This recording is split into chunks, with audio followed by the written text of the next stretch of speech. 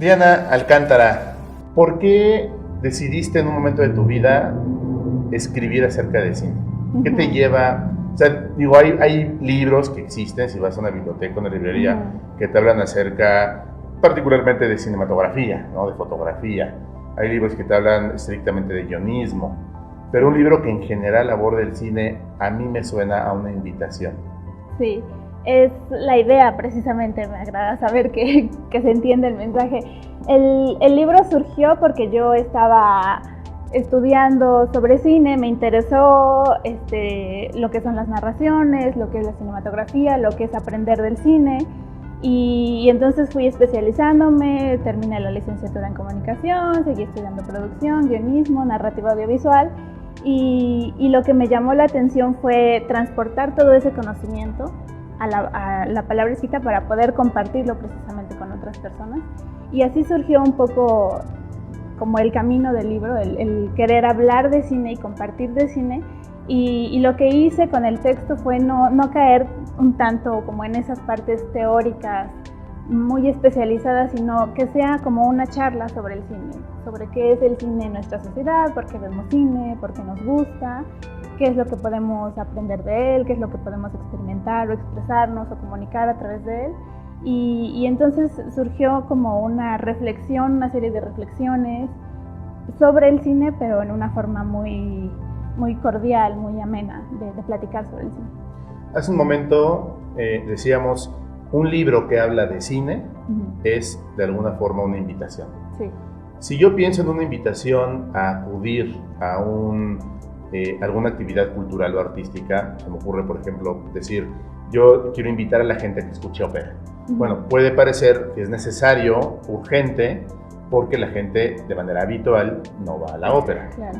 Pero si yo digo, quiero invitar a la gente a que vea cine, creo yo que la gente habitualmente va al cine. ¿Cuál es la diferencia entre alguien que va al cine porque es viernes, porque es sábado, porque quiere divertirse un rato, y contra la gente que va al cine con un conocimiento previo de qué es el cine, cómo se hace el cine y todas las preguntas que hace un momento planteamos? Yo creo que lo interesante del cine es que es muy abierto a cualquier forma de reflexión y forma de aprehensión con H. Yo creo que a todo el mundo le gusta el cine, y lo importante del cine no es que esté ahí, sino es el saber que está ahí, que está en la sociedad, que está en la cultura, que está en nuestra vida constantemente, que está en la televisión, en nuestras computadoras, en el celular, en las salas de cine, y que las personas son muy receptivas, así no tengan el conocimiento teórico a lo mejor sobre la teoría de la imagen y el movimiento de cámara, pero van a aprender algo de él y van a entender algo de lo que están viendo, no importa qué película vean. Entonces yo creo que esa es la parte bonita e interesante del cine, que siempre hay una forma de acercarse a él, y que, claro, a lo mejor tú puedes ir a ver una película interesado en el tema, por ejemplo, que hable sobre alguna enfermedad mental, o puedes ir sobre un drama histórico, o puedes estar interesado en el trabajo del director o en el trabajo del cinematógrafo. Creo que es como muchas formas de apreciar el cine, que la gente en general es muy receptiva, y creo que es lo importante. A ver, Diana, desde tu perspectiva, no como autora de un libro que habla de cine, no como una persona que estudió guionismo, ¿no? Digamos que esa es la parte en la que te has especializado respecto a esta temática, sino en tu percepción como una persona que simplemente asiste como un espectador más del cine. ¿Tú cuál crees que sea el factor que nos hace decidir ver una película? ¿El actor? ¿El director? ¿La fotografía que te ponen en la cartelera, en el póster? ¿El título de la película, que por ejemplo muchas veces cambia, ¿no? En inglés tiene un nombre, y cuando viene a las salas de cine en México cambia un poco. ¿Qué nos hace ir al cine? Todo. Eso es lo bonito. Yo me acuerdo cuando estaba haciendo mi trabajo de tesis para la licenciatura en comunicación, estaba investigando sobre el impacto del cartel de cine. Y entonces, en parte de mi investigación era saber precisamente, preguntarle a las personas por qué van al cine. Y es padre que hay gente que te dice, pues yo porque quiero ver a este actor, porque me interesa este director, porque me la contaron, porque leí en el periódico que era interesante, porque alguien me la recomendó, porque no hay nada más. Entonces, yo creo que todo y todas las razones son válidas. Y creo que esa es la parte importante también del cine, que tú puedas decir, yo quiero verlo porque está ahí, o yo quiero verlo porque me llamó la atención. Creo que la película es todo. La película es desde su título, desde los actores, desde la historia que presenta, desde su guión, desde el departamento de iluminación, por ejemplo. Y todo eso te tiene que llamar de alguna manera la atención. ¿Por qué va la gente al cine? Yo creo que son razones variadas. Yo voy al cine a lo mejor un día porque quiero entretenerme un viernes por la tarde con mis amigos. Claro. Y después puedo decir, quiero ver esta película porque quiero analizar sobre la forma de narrativa no lineal que tiene, por ejemplo. Antes de estudiar comunicación y después especializarte en guionismo, de interesarte particularmente por el cine, de decidir escribir un libro, que dicho sea de paso es una obra extensa, ¿no? El formato es de un libro que no se escribe en 2 semanas, sí. No es una ocurrencia, es una composición que nos lleva a reflexionar en torno al cine, pero también a degustarlo.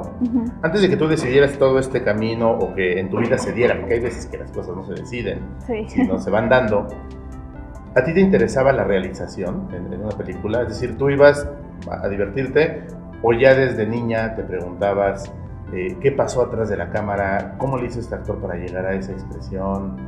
¿Cómo fue ese acercamiento tuyo fuera de la academia al cine? Fue muy empírico y, como tú dices, fue como que surgiendo poco a poco. Yo creo que de niña no veía las películas Disney, por ejemplo, y decía, ¿y cómo se creó esta narrativa de los personajes? La verdad es que yo, como cualquier otro, iba al cine a divertirme y veía películas infantiles porque yo era el público meta, y después empiezas a ver películas sobre adolescentes porque tú también vas creciendo, y etcétera, etcétera. Yo creo que en realidad a mí lo que me llamó la atención fue la narrativa, y precisamente por eso estudié más el análisis cinematográfico y la escritura de guiones. Era regresar al punto básico de decir cuál es la historia que me están contando y qué me están queriendo decir. Y esto yo creo que fue más o menos ya en la universidad, en la prepa, en la universidad, en la que yo iba diciendo qué es la comunicación, qué es el arte, qué es el medio de expresión, y qué me está diciendo todo esto que veo, por ejemplo, en la televisión o en los anuncios publicitarios o en el cine. Yo no estoy segura cuál fue la película realmente en la que yo dije qué es lo que me quiere decir, pero me acuerdo mucho, por ejemplo, cuando salió Jurassic Park, 91. La 1. La 1, la primerísima. La que vale la pena. La que vale la pena. Y yo me acuerdo que a mí todavía me daba mucho miedo por los dinosaurios y el sonido, ya saben, como que ruge y todo, se los va a comer. Y yo todavía estaba muy chiquita, y yo me acuerdo que mis papás me decían, pero no es cierto. Una frase que mi mamá siempre decía era, en la tele todo se puede. Y entonces era un poco como hacer ese razonamiento de decir, está el dinosaurio, pero el dinosaurio no existe. Y hay gente detrás que lo creó, que creó el sonido del dinosaurio, que creó la imagen, que creó los efectos especiales, y que son actores frente a una cámara actuando una historia que alguien creó, que alguien imaginó. Y yo creo que más o menos esa fue de las películas que poco a poco me fue llevando a decir, hay algo detrás de esta historia, como los libros, por ejemplo, que hay una narración que alguien te está contando que te imaginas. Entonces, el cine es la creación, el cine es la realización de lo imposible, vuelto posible a través de la imaginación y de la fantasía, de alguna forma, contada a un público ávido de ver algo que en la vida real no puede ver. Eso es algo que me llama mucho la atención. Te lo quiero preguntar en el siguiente bloque, claro, que nos ayudes a dilucidar entre el cine que te hace ver lo que habitualmente no ves y el cine que te cuenta de manera cruda lo que ya de por sí has visto, el cine realista. Vamos a tener un breve corte y continuamos en esta conversación con Diana Alcántara, autora del libro de cine.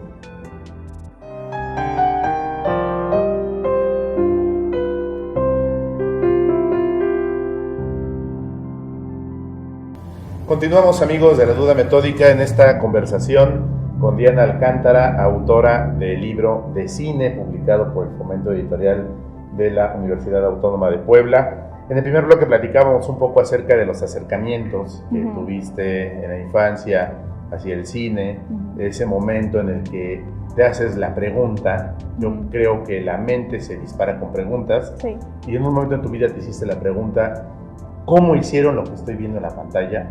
¿Qué hay atrás? ¿Qué me quieren contar? Y hablábamos un poco de la fantasía del cine. Nos ponemos ejemplo de esta película dinosaurica, no por vieja, sino porque había dinosaurios, de Jurassic Park, ¿no? Donde nos cuenta una historia fantástica, una historia absolutamente irreal e imposible, pero vuelta posible, donde incluso se originó un debate entre estudiantes en ese momento de biología sobre si realmente se podía clonar o no un dinosaurio. Hoy sabemos que no. Algo que murió hace más de 10.000 años, definitivamente su ADN ya no existe, ya no hay forma de replicarlo. Pero lo imposible lo volvieron posible en la pantalla. Y te decía yo, Diana, también hay historias que te revelan la realidad y que dices: híjole, esa historia, eso que estoy viendo, también ocurre en mi país, también ocurre en mi colonia. Estoy pensando, por ejemplo, en producciones como las de Luis Mandoki, ¿no? Estoy pensando en producciones, por ejemplo, La vida precoz y breve de Sabina Rivas, esta otra película de Voces Inocentes que nos habla del conflicto en El Salvador y cómo los niños eran reclutados a los 12 años. ¿Qué hay de ese otro cine? ¿Qué hay del cine que te hace entrar en shock y que sales de la sala pensando? Yo creo que el cine puede ser una forma de reflejar al mundo, de explorar el mundo o de entender al mundo y de imaginarlo también. Y creo que es un poco el cómo el realizador se aproxima al tema y a la historia que quiere contar. Y a veces algunos lo hacen, por ejemplo, con el género de la ciencia ficción, porque les permite explorar diferentes mundos y diferentes realidades, reflejando o haciendo un eco de lo que viven en la actualidad. Entonces, creo que, como tú dices, hay dos tipos de cine, por así decirlo, y uno sería todas esas historias no posibles que hacemos posibles a través del cine, como son todos estos mundos distópicos, o las historias de ciencia ficción, o las historias de otros mundos, o las historias que suceden en otros planetas, por ejemplo. Pero yo creo que incluso estas historias también reflejan al mundo en que vivimos y a nuestra realidad, simplemente lo hacen a través de otra envoltura, de otro género cinematográfico. Luego están las películas, como tú dices, que reflejan la sociedad, algunos documentales, por ejemplo, o algunas películas, como mencionas tú, sobre realidades de personas, algunas películas biográficas también hay. Entonces creo que son todas esas formas de aproximarse al cine y de abordar un tema, de abordar un tópico específico, siendo como, no más crudos, por así decirlo, pero siendo más reflejo de lo que se vive en el mundo y en las sociedades. Y yo creo que ese tipo de cine está hecho precisamente por los temas que trata. Si Voces Inocentes quiere hablar sobre una realidad que sucede a los niños, creo que no puede irse por la tangente y tratar de enseñar algo un poco fuera de este mundo. Tiene que ser muy realista, tiene que ser muy, muy claro y directo sobre los temas que está abordando, y la forma de hacerlo con esa seriedad es a través de este tipo de películas. Así es. Más o menos durante la semana, previo a esta conversación, nosotros, a través de las redes sociales, sobre todo a través de Facebook, comentamos con qué invitado vamos a platicar, y que próximamente esta entrevista va a ser lanzada a través de diferentes plataformas. Y al respecto, bueno, la gente de pronto hace preguntas donde nos dicen: me gustaría que a tu invitada, a tu entrevistada, le preguntaras algunas cosas. Entonces quiero compartir una pregunta de Rafael León, él es de Jalapa, Veracruz. Nos dice: el cine se considera el séptimo arte, con razón suficiente. Hoy en día las personas aprenden más por las imágenes. Giovanni Sartori dice que los humanos actuales son en realidad Homo videns, en lugar, tal vez, eso ya lo estoy diciendo yo, de Homo sapiens, es decir, hombres videntes en lugar de hombres reflexivos. ¿Cuál es tu opinión acerca de esta noción de la realidad y cómo el cine se involucra en la sociedad del Homo videns? Yo creo que como un arte que explora y refleja la sociedad también evoluciona junto con la sociedad. Y creo que la forma en la que el cine ha evolucionado ha sido de acuerdo con las necesidades y herramientas y tecnología que el hombre mismo le proporciona o se proporciona.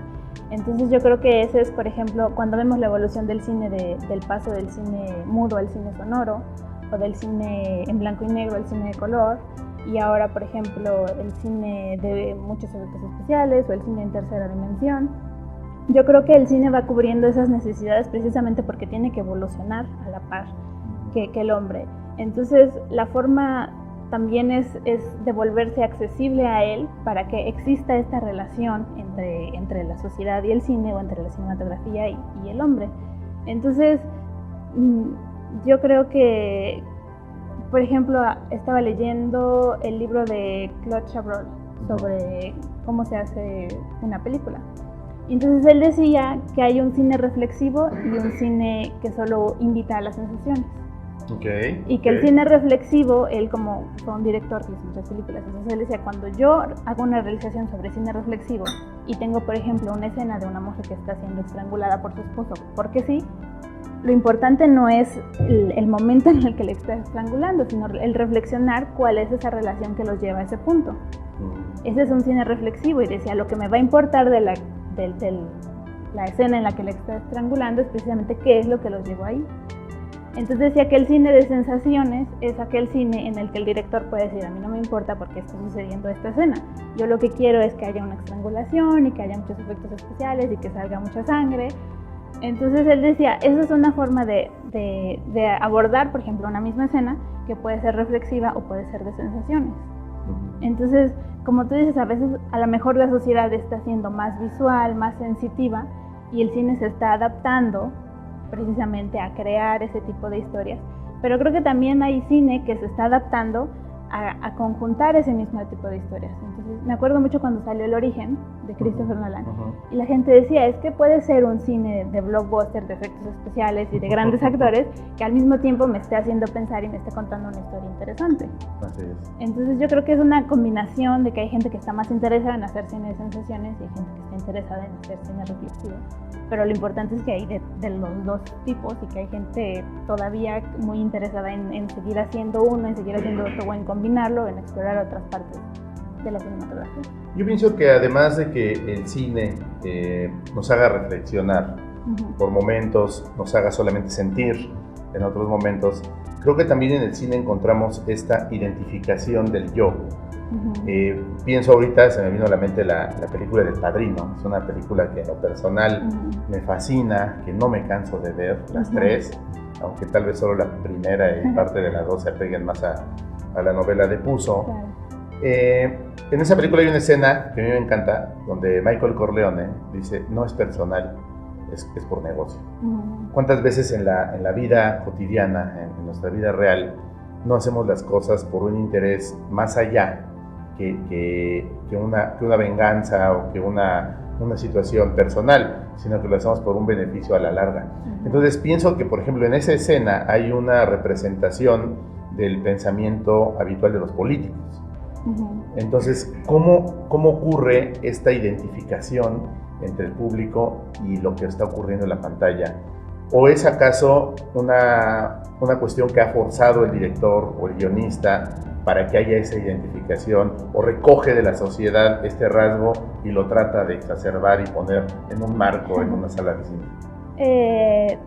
Estaba viendo una película de un documental sobre la vida de Roger Ebert, que fue un crítico de cine muy conocido en Estados Unidos sobre todo, pero que fue cambiando un poco la forma en la que se hacía la crítica de cine, un poco más accesible al público en general.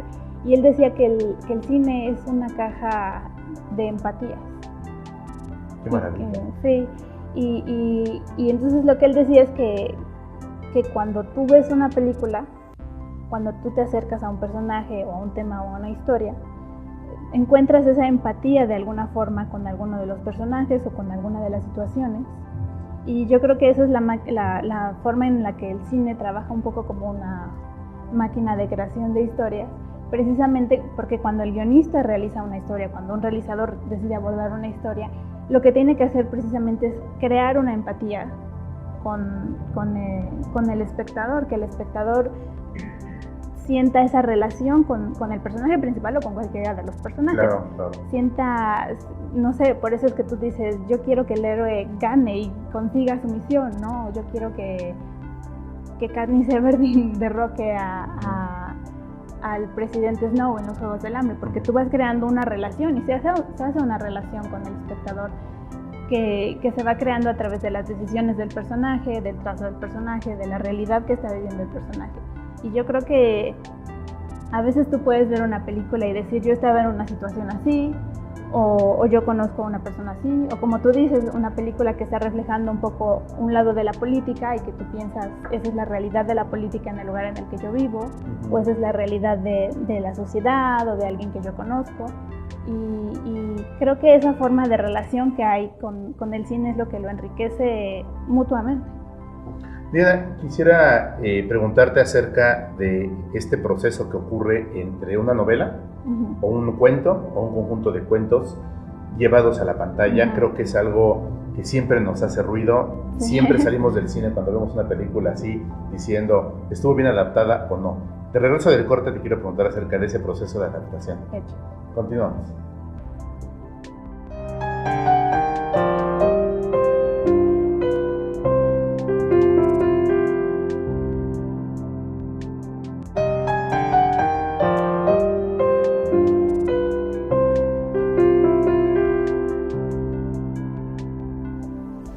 Continuamos en esta conversación con Diana Alcántara, autora del libro de cine. Ella es egresada de la Facultad de Ciencias de la Comunicación, estudió guionismo también en España. Es una persona, podemos considerar, líder de opinión en el sentido de el gusto por el cine, de explicarnos a cabalidad, pero de manera amena, cómo ver una película, por qué vemos una película, a qué vamos al cine. Hemos platicado ya hasta este momento muchos aspectos que recoge el libro y que recoge también la vida de Diana Alcántara. Y es un momento, decíamos, Diana, estos procesos en los cuales pasamos de un libro, puede ser una novela, puede ser un cuento, a una película, ¿no? Yo ponía el ejemplo del Padrino, pero hay muchísimas películas que fueron antes una novela. Y a veces, cuando nosotros criticamos una película que está basada en un libro, si eres más o menos un lector ávido, o si eres de estas personas que defienden la lectura capa y espada por sobre todas las cosas, decimos, no, finalmente la película jamás va a alcanzar al libro, y lo ponemos en una especie como de competencia, ¿no? A lo mejor inconsciente o consciente, donde ponemos a pelear el libro contra la película. Y muchas veces ocurre que el libro puede ser muy bueno, la película puede tener variaciones, pero ambos pueden ser maravillosos, ¿no? Estoy pensando ahorita como ejemplo en El coronel no tiene quien le escriba, de Gabriel García Márquez. Tú lees el libro y recoge una serie de personajes y de historias, porque es un conjunto de historias que cuentan una misma historia, y te apasiona. Pero ves la película, esta donde Fernando Luján es el coronel, y ves personajes que en el libro no aparecen, por ejemplo, el personaje que le dan a Salma Hayek, y te vuelve a gustar la película, y no pones a competir a la película con el libro, dices, son cosas diferentes y las dos son maravillosas. ¿Cuál es tu percepción en este proceso de adaptación de los libros a las películas? Es bien interesante porque, como tú dices, a veces lo hacemos consciente y a veces lo hacemos inconscientemente, pero yo creo que es un proceso natural de las personas cuando se acercaron al libro previamente y después cuando miran la película, y yo creo que es inevitable que hagas una comparación, y creo que más que una comparación de decir qué diferencias hay o qué similitudes hay entre el libro y la película, creo que es una comparación de interpretación. El decir, yo a lo mejor leí esta novela y me imaginé que el escenario, de acuerdo con la descripción, me imaginé al personaje así, por ejemplo, me imaginé un tipo de escenario. Y obviamente el proceso de adaptación es un proceso también de interpretación. Y la adaptación es adaptar una historia contada en un lenguaje literario a un lenguaje cinematográfico, al trabajo de guión, a las acciones, a los diálogos dentro del guión. Y después la misma reinterpretación que hace el realizador y los actores, por ejemplo, el director, cuando lo transporta a un material audiovisual. Entonces yo creo que que esa inevitable comparación es una comparación de interpretaciones de lo que yo imaginé en el proceso en el que yo fui leyendo la historia o el libro o la novela o el cuento y lo que se me está presentando en la película, en el material audiovisual. Pero pues, yo creo que es inevitable, pero también es muy enriquecedor precisamente porque tú puedes ver cómo se aborda un mismo tema, cómo se aborda una misma historia o un hecho histórico, por ejemplo, y cuál es esa interpretación que se le hace cuando se transporta a un lenguaje cinematográfico. Oye, pensando en este tema que nos planteas del lenguaje, el lenguaje literario, el lenguaje de cine, ¿consideras que debería de ser que el escritor de la novela se involucre en la realización de la película? Estoy pensando ahorita en un autor estadounidense muy conocido, en Stephen King. No sé si sea el mejor o no sé si su literatura sea así como que ícono, sí. Pero sí es un autor sumamente leído. Yo creo que estadounidense es de los más leídos. Y también es un autor de los que más han hecho películas sus libros. Sí. Y a él le gusta involucrarse en la película. Incluso en alguna, me parece que El Cazador de Sueños, él actúa. Es el repartidor de pizzas.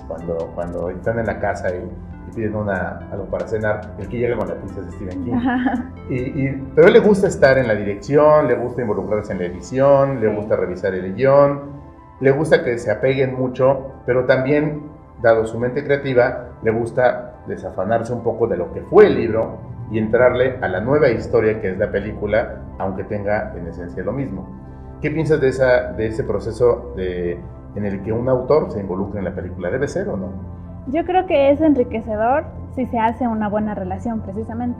Por ejemplo, le preguntaban a Verónica Roth sobre las adaptaciones del tercer libro de Divergente, el de Leal, y hablaba sobre esa forma en la que las películas se están desafanando un poco o haciendo una readaptación de lo que está sucediendo en su novela literaria.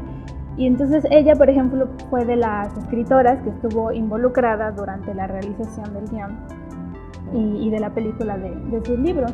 Y entonces ella decía que era enriquecedor precisamente porque ella podía aportar cierto conocimiento de, pues esa historia la conoce absolutamente. Claro. Pero al mismo tiempo también decía, si ellos tienen el guión y están haciendo una adaptación al lenguaje cinematográfico para hacer una película, ellos también tienen que tener cierta libertad creativa. Entonces, por ejemplo, también leía sobre J.K. Rowling en el proceso de la adaptación de Harry Potter. Y los productores hablaban que ellos estaban muy contentos de poder tener ese contacto con ella mientras hacían las adaptaciones, porque ella tenía como un cierto conocimiento más profundo de su mundo.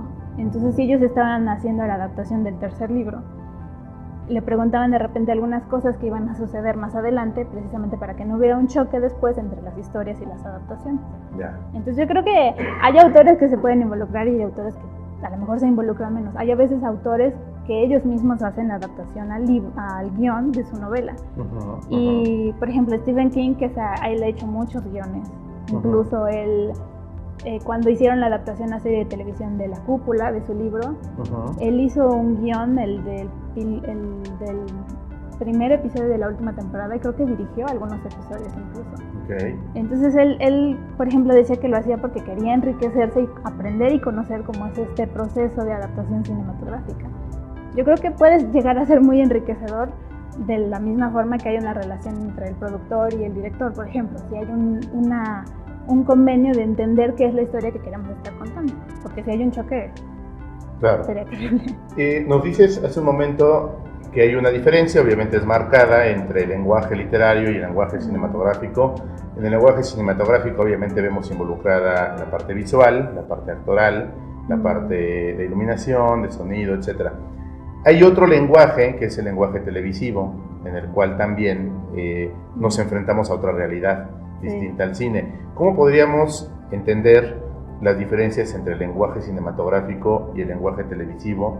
Que muchas veces, sobre todo creo yo en la actualidad con el auge de las series de televisión, de pronto, al menos a mí me pasa dentro de mi ignorancia en el tema, de pronto no sabes si en la serie están utilizando un lenguaje cinematográfico o televisivo. ¿Cómo entender esa diferencia y notarla en pantalla? Hay diferencias obviamente de realización, de filmación, guión, de formato de guión, pero creo que más palpable al ojo del espectador es precisamente el formato. Si tú tienes una historia que tienes que contar en 90 o 120 minutos, que es una película, por ejemplo, tienes que crear una construcción de planteamiento nudo-desenlace de forma que la historia se entienda y tenga un principio y tenga una conclusión. Y en una serie televisiva o en una serie web, por ejemplo, el formato en que se cuenta, la forma en la que estás contando la historia en tiempos es diferente. Entonces, a veces tú tienes una serie de televisión, las series cortas que son de 10 episodios, como Juego de Tronos, 10 episodios por cada temporada. Entonces tú cuando haces una realización del guión y de la historia, cuando la vas trazando, tienes que trazar el arco de tus personajes y la historia que estás contando en esa temporada, que son como periodos, extendida durante esos 10 episodios. Las series de televisión que son, por ejemplo, de procedimiento, como las policíacas de La Ley y el Orden, tienes un arco de personajes a través de 22, 24 episodios, pero los divides por periodos individuales. Entonces por eso está el caso de la semana, del que tienen que resolver semanalmente. Una serie web lo tienes que hacer, hay series web que duran 100 episodios, pero cada episodio tienes que dividirlo de 5 a 10 minutos. Entonces la forma en la que tú tienes que contar tu historia tiene que tener un planteamiento, nudo, desenlace a través de esos 100 episodios, pero cada episodio también tiene que tener su principio, medio y final. Creo que es una forma de distinguir cómo estás contando la historia en tiempo y espacio. Entonces no se vale en una película, en una producción hecha como película para cine, le pongo pausa y ese es mi primer episodio y la vengo a ver mañana, ¿no? Se puede si le pones pausa, hay gente... Pero no hay un desenlace en ese espacio de tiempo. No, hay una conclusión que tú le pones. Hay veces que tú le quieres poner pausa y estás esperando a que termine la escena o que termine una secuencia precisamente porque estás esperando a que se concluya. Cada escena, por ejemplo, tiene que tener también un planteamiento, nudo y desenlace. Cada escena. Entonces, así se van construyendo, por ejemplo, los guiones. Si cada escena tiene un planteamiento, nudo y desenlace, tú las vas relacionando para que haya una progresión narrativa. Pero obviamente tú no puedes decir, pues voy a contar la mitad de la película y después la dejo, porque entonces estás dividiendo una película. Exacto. Se puede cuando tú dices, la dejo aquí, después me acuerdo y regreso, pero la construcción que se hizo de una película es en la totalidad. Perfecto. Diana, quisiera que regresáramos un poco a dialogar acerca de la construcción del libro, retomar el tema central de la conversación, que es la realización y la publicación del libro. Lo haremos en el siguiente bloque. Continuamos.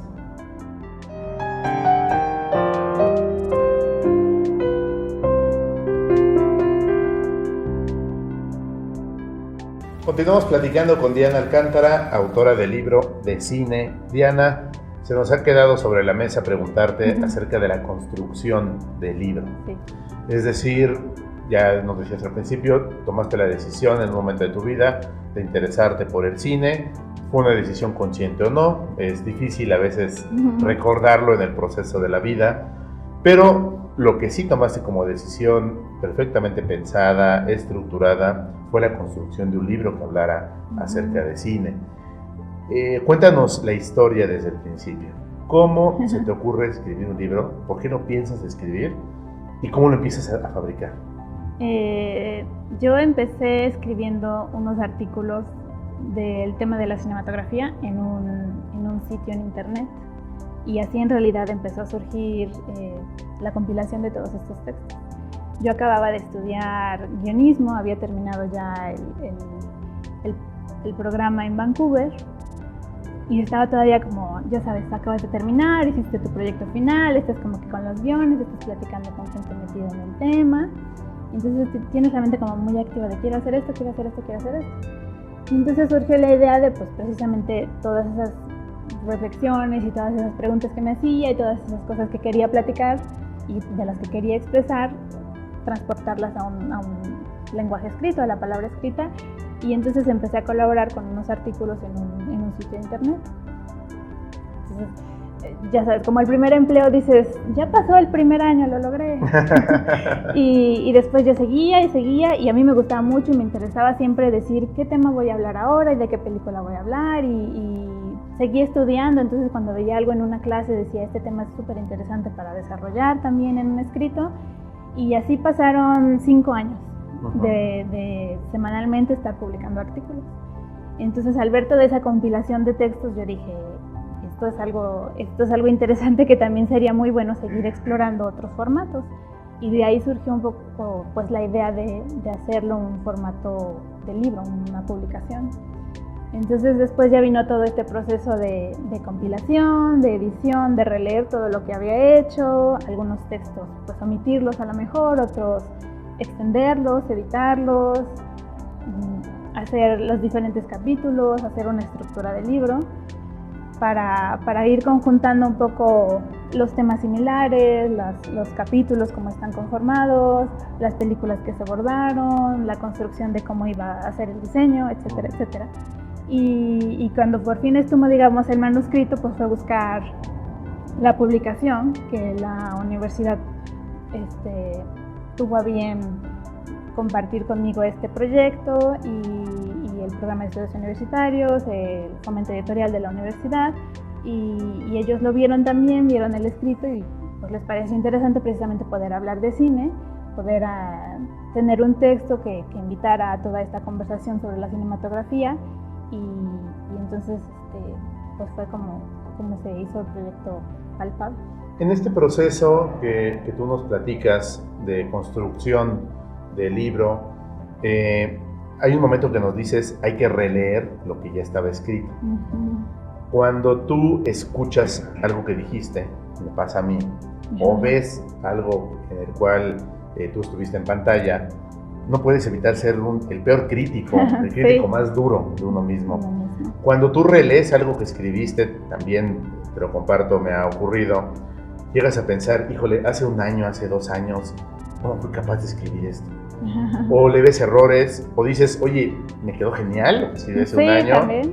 Esto tiene que salir como está, ¿no? Ya es producto terminado.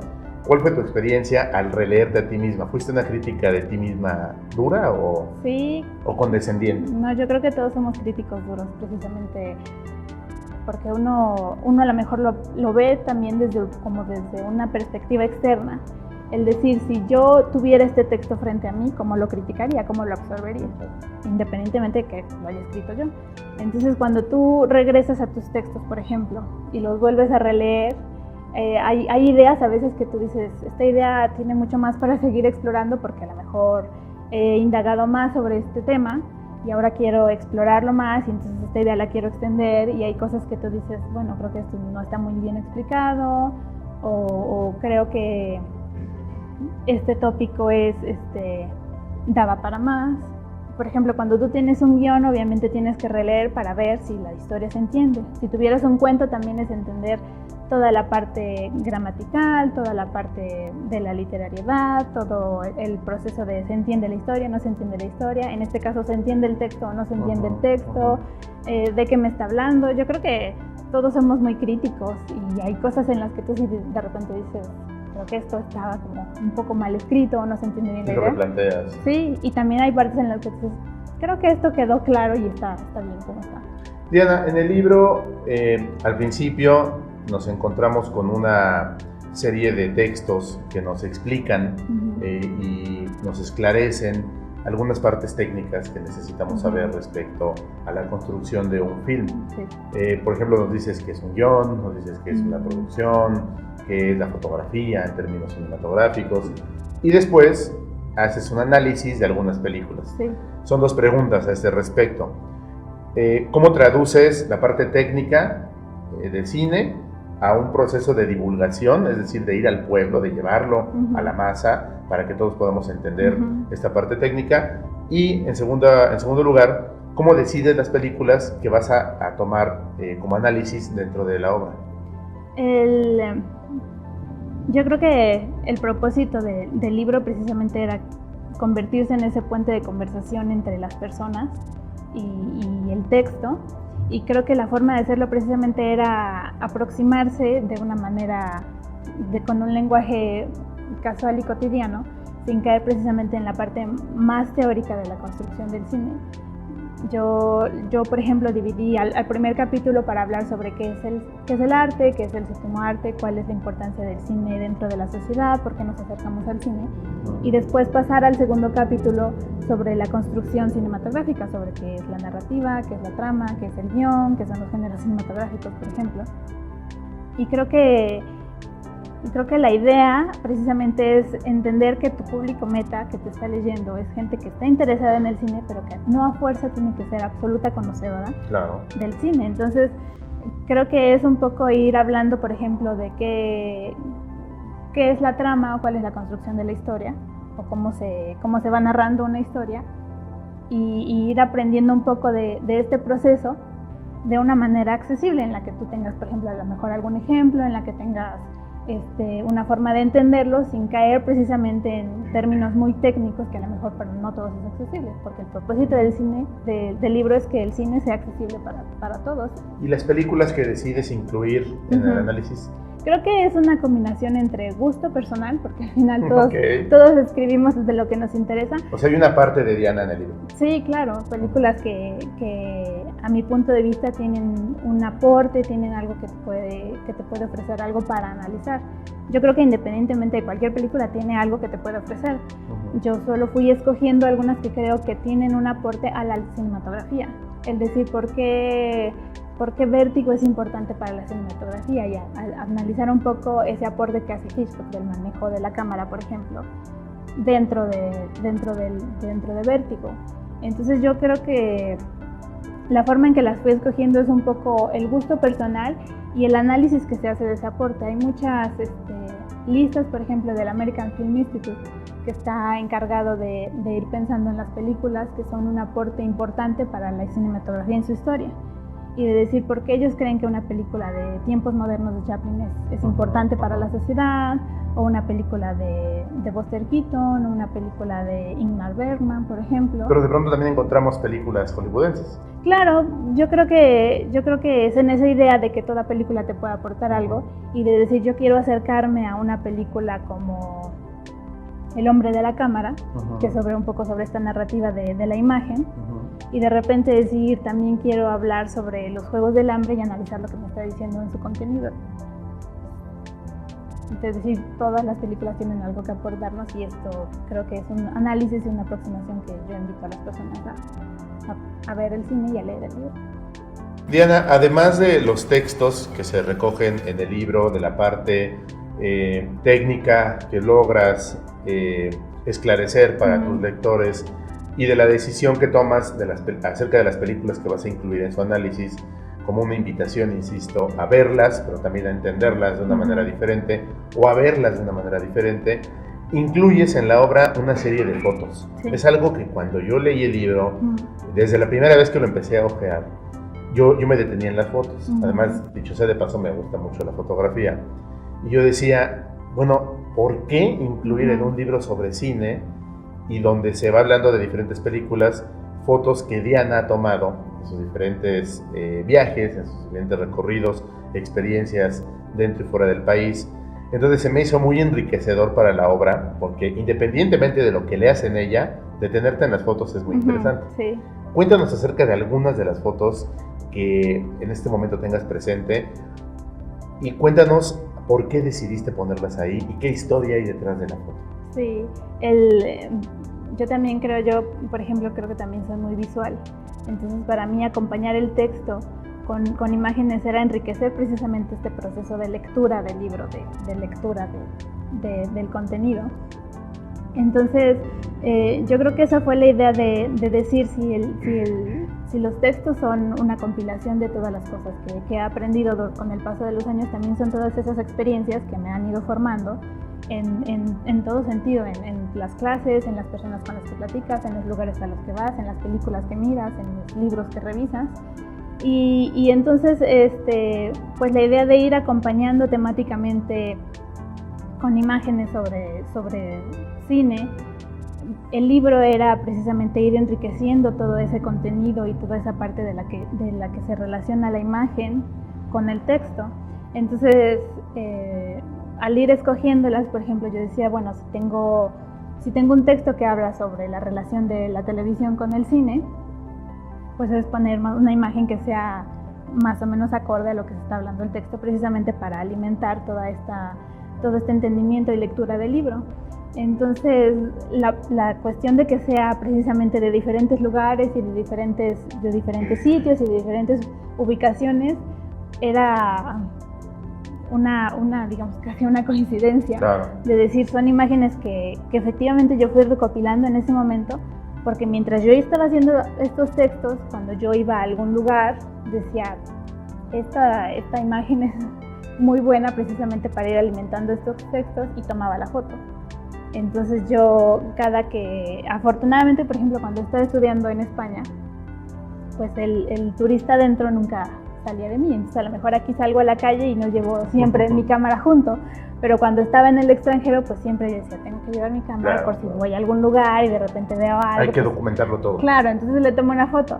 Entonces precisamente lo que fue sucediendo es que yo siempre tenía fotografías sobre cosas relacionadas con el cine, un póster, una cartelera, la entrada a un cine,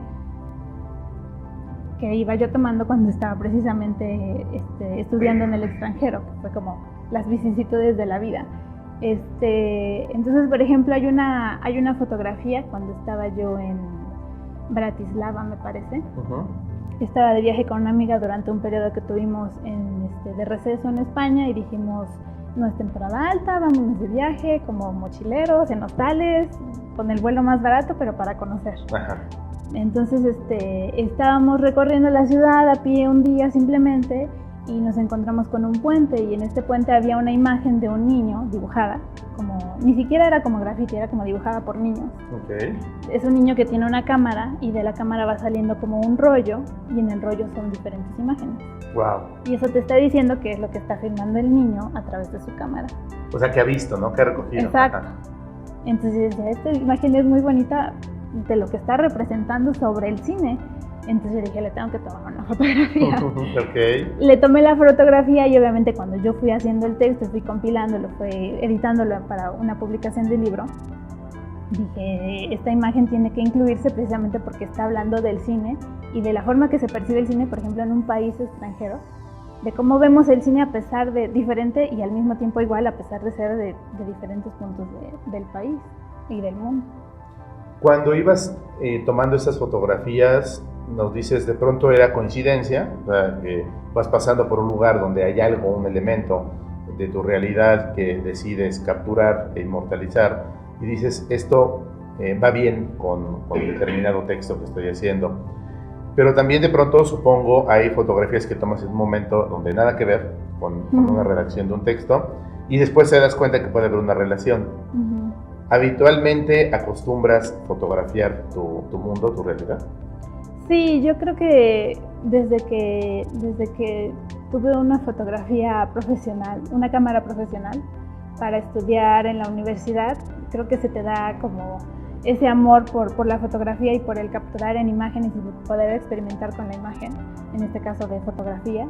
Y entonces a mí ahora, después de empezar a escribir estos textos, lo que se me quedó es que siempre que veía algo relacionado con el cine, había que tomarlo. Yo tenía que tomar la foto porque decía, esto se relaciona con lo que a mí me gusta, se relaciona con lo que yo estoy haciendo, y eventualmente habrá una relación con lo que estoy haciendo, con los textos que estoy haciendo, y ya se quedó en automático. Siempre que veo algo, saco la cámara. Qué maravilla. Tratar en todo momento de capturar tu realidad.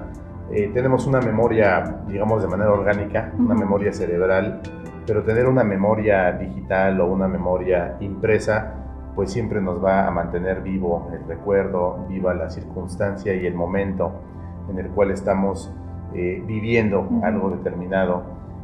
Hubiera sido maravilloso, no sé si lo tengas, una fotografía tuya escribiendo el libro. No. Sería genial Sí. recordar ese proceso de escritura. Siento yo es como un proceso de taller, ¿no? de construcción, como un alfarero, como un carpintero, como alguien que está tallando una piedra, tallar una idea y volverla a un libro.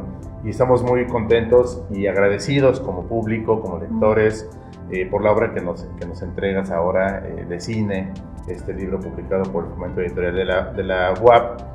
Y la invitación, como siempre, pues es a que las personas que nos ven y nos escuchan, vayan, busquen el libro, lo adquieran, lo lean, lo comenten, lo discutan, y que se vuelva un buen pretexto para que en un café, como en el que hoy estamos, o en su casa, o saliendo del cine, platiquen acerca del cine. ¿Dónde se adquiere el libro? En las librerías de la Universidad Autónoma de Puebla, en la Dirección de Fomento Editorial también, y me parece que también pueden preguntar por él en Profeto. ¿Todavía hay? Sí. Porque los libros del Fondo Editorial UAB suelen volar. Pregunten por él. Perfecto. Y si no lo encuentran, pues ya, si se agota el tiraje, pues buscaremos y presionaremos para que haya un nuevo tiraje. Claro que sí. Excelente. Diana, para concluir esta conversación, yo habitualmente hago con mis invitados un juego de palabras. Okay. Te digo algunas palabras, tú me dices lo primero que te venga a la mente. Bien. Así, sin pensarlo. Bueno, es muy difícil decir algo sin pensarlo, pero pensándolo muy breve. Ok. Bien. La primera palabra que te quiero decir es la palabra, obviamente, obligada. Cine. ¿Qué piensas? De cine.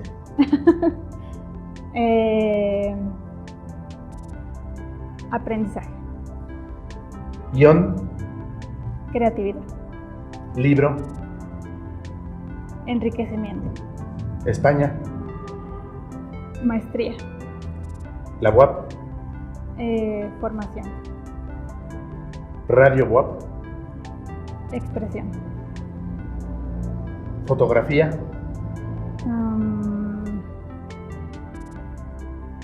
Divulgación. Esta ya es pregunta, ya no es palabra. ¿Cuál es tu director favorito?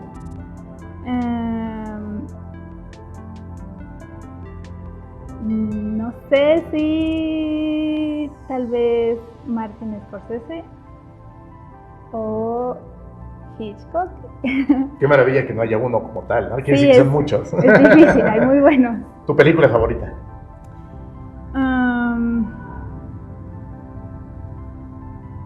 Cantando bajo la lluvia. ¿Tu guión favorito? Sin que forzosamente sea tu película favorita. Mi guión favorito. Tesis, porque fue el primer guión que leí. La última pregunta, Diana. ¿Cine de autor o cine comercial? Los dos. Diana, muchas gracias por esta conversación. Gracias a ti.